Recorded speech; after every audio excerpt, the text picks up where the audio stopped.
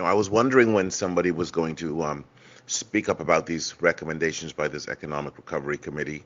I was wondering if it was just me that saw something fundamentally wrong and perverse about A, the existence and composition of this committee, and B, some of the very predictable things that they came out with, which again reflect just how just how laughable the composition and existence of this committee is. I mean, let's put it into perspective. This is a committee made up of people representing special interests, and they're going to give you recommendations that serve those special interests. And they're not going to give you recommendations that are obvious and staring everybody in the face because they don't serve those special interests. I mean, I don't know why we always run and reach for men in suits. There, just for the record, there are no experts on an economy. Let's understand this. Don't let anybody tell you otherwise. Those who tell you otherwise are assuming an idiocy on your part. There are no experts on an economy. The experts on the world economy in 1929 were people that caused the crash of Wall Street and the Great Depression. The experts up to 2008 were the neoliberals pushing the nonsensical, stupid, runaway, foolish, idiotic, unregulated capitalism that concentrates all of the wealth and resources in the hands of a few people and essentially undermines even the Earth's resources in the name of running after profits and exploiting everything for the very, very, very few, with no responsibility to future generations, and with a lack of concern even for the destabilizing nature of the runaway capitalism that they temporarily benefit from. So there are no experts. A guy in a suit comes and says, I'm an expert in economics. He's just a guy in a suit. And guys in suits are working for people.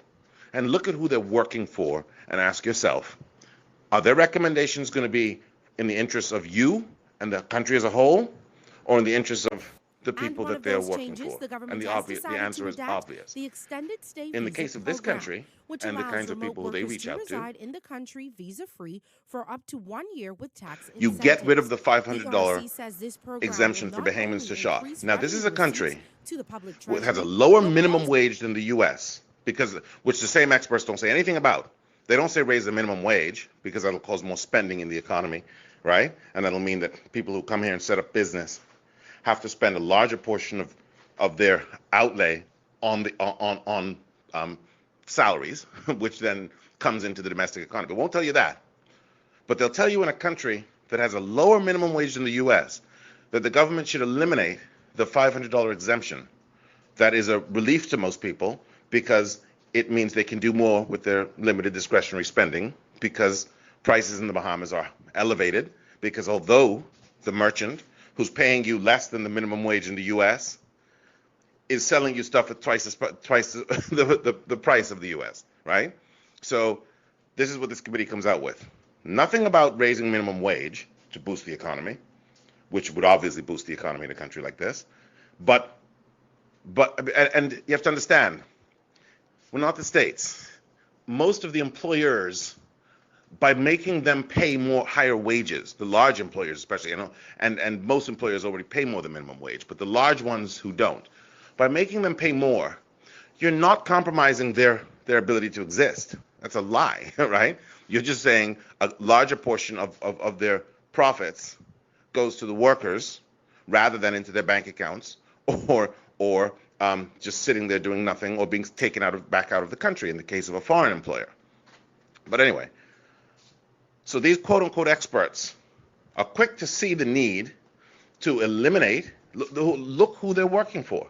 They're working for the merchants, obviously, the existing business people. That's how they see the interests of the economy of the Bahamas lying. They see it lying with the existing business owners. Because if you're not allowed to get this $500 exemption, that funnels you back into the hands, channels you back into the hands of the existing merchants, business owners, etc., and that to them helps the economy. Well, the economy would be helped in a more fair way, but in a more broad way, if you kept your exemption, you had more discretionary spending in your pocket as a result for your needs, and instead of trying to limit people's options, government raised minimum wage. Of course, that didn't come up it never would either, because these are just employers groups parading as economic experts. There are no economic experts. Anybody with a brain and a pair of eyes understands an economy from his point of view, right? They're understanding it from the point of view of the people they're working for. These are men in suits, and they're working for employers. And some of them are smart enough to realize that. Most, I suspect, are not. They probably think this is a worldview, and it's not. But look at some of the other things they recommend. Eliminating exemptions for Bahamians for real property tax on the Outer Islands. Now, I've pointed out in this group over and over and over again that there are so many hundreds of millions of dollars owed by foreigners in real property taxes that we can eliminate and never have to think about charging Bahamians Bahamian-owned property real property tax. Never. Never. There's no need for it. The real property tax was enacted by a slightly more enlightened government as something that only existed for non-Bahamians in the Outer Islands. In today's environment, I'm sure these guys would never have done something like that. But for a reason. Because if you're going to have a second home owner industry, at least make it work for your people. And one of the ways it's made to work for your people is by having the second homeowners carry the burden of the real property taxes, which they can easily do. You have a luxury industry. Bahamians should not. There's no reason for them to remove the exemption for Bahamians. But there is a reason for them to completely remove this cash cap, which I understand they've elevated it. No, remove it on foreigners. Where there is real property tax payable, there should be no cap in cash terms. It should just be a cap on the percentage. But it should not be removed. Real property tax on foreigners should remain, and real property tax on foreigners should be actively pursued by taking properties and selling them very quickly, not after 3 or 4 years, after 6 months or a year. That's the only way it'll work. If you look at some of the other recommendations, I mean, some of them make a little bit of sense, but the general spirit of it is pure idiocy, and it's more of what we've been told more of what we've been doing wrong all along, which is to almost deliberately contain the growth of the domestic economy by laying out too many incentives as if anybody needs an incentive, by making it by lowering the boundaries, the thresholds, lowering the requirements for investment. In other words, now they're saying you can come in with this visa, you can do whatever you want, and you can essentially, these are things that, what these mechanisms do, when you allow somebody to, when you open up these loopholes between the domestic and the international economy, allowing people to come here and work out of their home and do all the rest, all you do is you dilute the primary function of foreign investment in the Bahamas, which is to cause a transfer into the domestic economy. Now, if you tell people they can come here and do whatever they want, yes, you'll have huge amounts of foreign investment.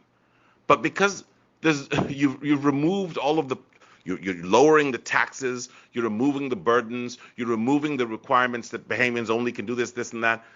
And so, yes, there'll be tons of investors, but it'll have it'll have a diminishing impact on the domestic economy. So, expect more of the nonsense to be fed to us by the government listening to this committee. Frederick McAlpine is very right. I mean, they're so stupid, this committee, that I hardly even want to address them. But I'm happy to see at least one other person is out there seeing it for what it is. A bunch of men in suits who know nothing, who are working for somebody, who have very special interests to take care of, and the government, again, is falling for it.